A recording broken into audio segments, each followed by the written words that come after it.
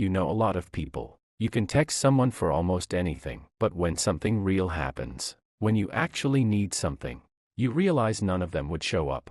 Not because they're bad, just because you don't went deep enough with anyone to matter. That's the strange thing about having too many friends. It feels like connection. It feels like you're doing it right. But connection and availability aren't the same thing.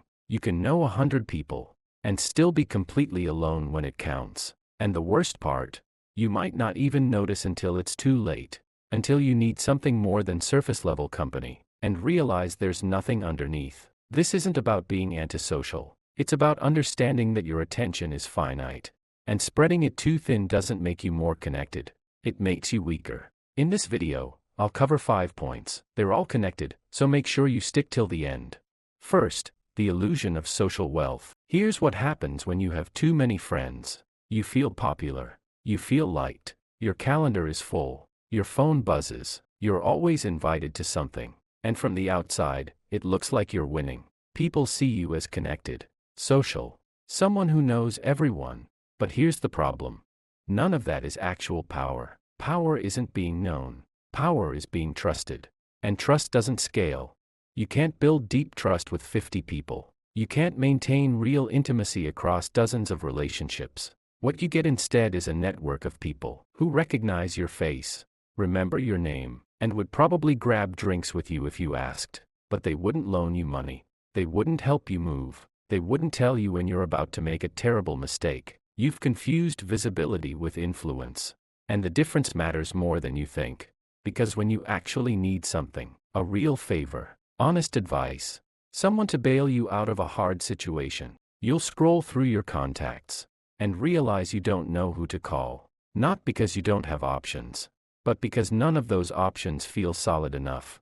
You never invested the time to make them solid. You build width, not depth, and width collapses under pressure. Second, why depth beats breadth. Let's be clear about what actually gives you power in relationships. It's not how many people show up to your birthday. It's who would show up if you didn't throw one and just texted them saying you were having a hard time.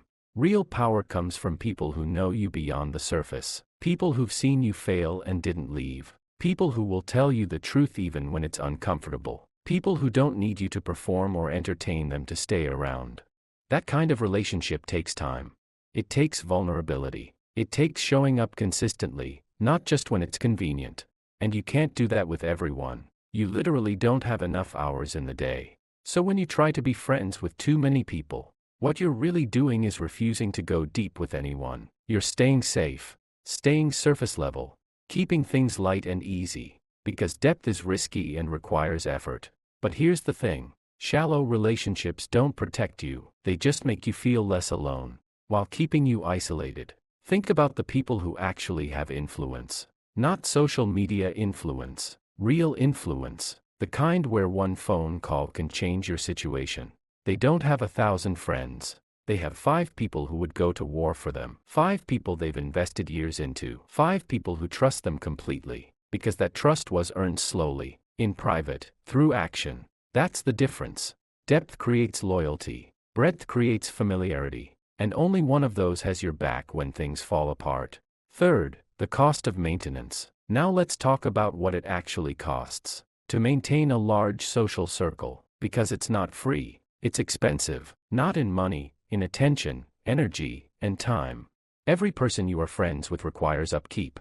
You have to stay relevant to them. You have to check in. You have to like their posts, remember their birthdays, show up to their events. You have to perform the role of friend, just enough that they don't forget about you. And the more people you're doing this with, the more exhausting it becomes. You're constantly managing impressions. You're surface level with everyone, because you don't have the bandwidth to go deeper. Conversations become repetitive. You're saying the same things to different people. You're giving advice you don't mean. You're laughing at jokes that aren't funny. You're attending things you don't care about. And for what? So you can say you have a lot of friends. So your social life looks full. So you never have to sit with yourself. Here's the uncomfortable truth. Most people collect friends because they're afraid of being alone. They think more people equals more safety, but it doesn't. It just means you're never fully present with anyone, including yourself. You're stretched so thin that no one gets the real you. And worse, You start to forget who the real you even is, because you're too busy performing for an audience that isn't even paying attention. That's the hidden cost. You lose yourself trying to be enough for everyone, and in the end,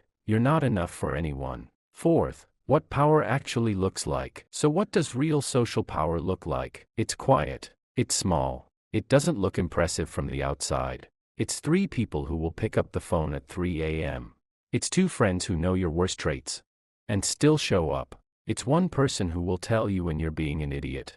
Not because they want to hurt you, but because they care enough to risk the discomfort. Real power isn't about how many people you know. It's about how many people actually know you. The unfiltered version, the one that's not performing, the one that's scared and flawed and trying to figure it out. Because those are the relationships that give you strength. Those are the people who can actually help you when you need it. Not because you're useful to them, not because you're fun to be around, but because there's history, there's trust, there's something real underneath. That's the kind of power you can't fake. You can't buy it. You can't rush it. You build it slowly, over years, by being consistent and vulnerable and honest. And here's what most people miss. Those deep relationships also give you more freedom, because you're not constantly worried about maintaining an image.